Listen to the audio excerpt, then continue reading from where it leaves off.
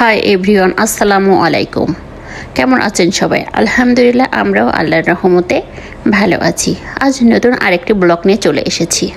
পড়ন্ত বিকেলে নদীর ধারে লেগে গেছি আমরা হাঁসের পিছনে। দুজনের ভিতরে একজন সুপার অ্যাক্টিভ আর একজনে অ্যাক্টিভ। এই যে সুপার অ্যাক্টিভ উড়ে চলে গেল, আর একজন অল্প উড়ে তারপরে সাঁতার কেটে চলে যাচ্ছে। এই চোখ মুছতে মুছতে আবার একটু রান্নাঘরের দিকে আসলাম রান্না করতে। কয়দিন যাবৎ মাথাটা এত ব্যথা করে রে, এই মাথা ব্যথা যন্ত্রণায় জীবন অতিষ্ঠ হয়ে যাচ্ছে। বলা যায় মাথা যন্ত্রণার ঠেলায় যদি আবার চোখে জ্যোতি সতি কমে যায়, তাই এই যে মায়া মাছের ঝোল করতেছি। আমি আবার মেয়েলা আইছি, আমাদের বাড়ি কেউ ছোট মাছ পছন্দ করে, কেউ বড় মাছ।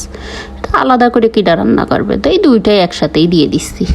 দুই রকমের মাছ একসাথেই ঝোল করতেছি, যার যেটা পছন্দ সে সেইটা খাবে। এমনিতে মায়া মানুষের বদনামের শেষ নাই। আমরা সারাদিন শুয়ে থাকি আর মোবাইল টিপে, আর কোনো কাজ নাই। এই যে দেখেন আমার মায়া মাছের ফাইনাল লুক, কেমন লাগতেছে আপনারা বলেন দেখিনি। কে কে এই মায়া মাছ খাইতে পছন্দ করেন অবশ্যই কমেন্টে জানাবেন। এই যে রান্না বান্না খাওয়া দাওয়ার পরে মেয়েটারে নিয়ে আবার বিকালে একটু নদীর পাড়ে গেলাম ঘুরতে। তার আবার পানি দেখলেই মন চায় যে পানিতে একটু হাত দিয়ে দেখি।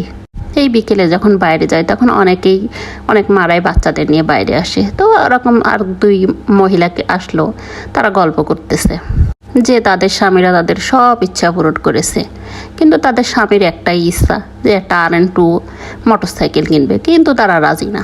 দুজনের স্বামী একই কোম্পানিতে চাকরি করে, মানে দুইজন শার্ট বেঁধেছে না, কোনো মতেই না, তাদের মোটরসাইকেল কিনতে দেওয়াই যাবে না। একজন বললো তাদের কত ভরি করে করে গয়না দিয়েছে, আবার কেউ ডায়মন্ডের গয়নাও তৈরি করেছে। আমি আর বললাম না, ডায়মন্ড যে এখন কাজ হয়ে গেছে। কে দেখবে বলেন এই পুরুষ মানুষের কষ্ট? ঘরে ঘরে পুরুষরা নির্যাতিত। বাহিরে যাই আর মানুষের গল্প শুনি, আমি একজন ভালো শ্রোতা। এদিকে এই দেখেন পোলাপানের কাজ, হাতিরা কি করতেছে, ঢিলগুলোরে নিচ্ছে আর পানিতে ছুটতেছে। আমার কন্যা কাশবনের পাড় দিয়ে আবার ছোটাছুটি করতেছে। পানি কাদা, বৃষ্টি হয়ে কয়েকদিন একবার কাদা কাদা হয়ে আছে।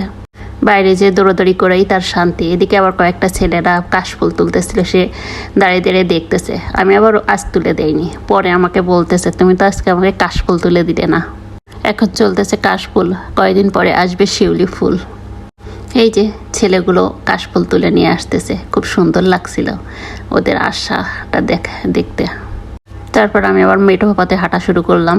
তাবিয়া কয়টা ফুল নিল। বৃষ্টির পানি পেয়ে ফুলগুলো একেবারে আপন মনে ফুটেছে। ফুলগুলোর দিকে তাকালে মনে হয় যেন প্রকৃতি তার আপন রঙে, নিজ রঙে একেবারে চারিদিকটা রঙিন করে দিয়েছে। আমার বুড়িটাও সেখান থেকে ফুল তুলে নিয়ে হাঁটতেছে। হাঁটতে হাঁটতে দেখে কয়েকটা ছেলে বালুর উপর দাঁড়ায় আছে, সে আবার সেখানে যাওয়ার চেষ্টা করলো।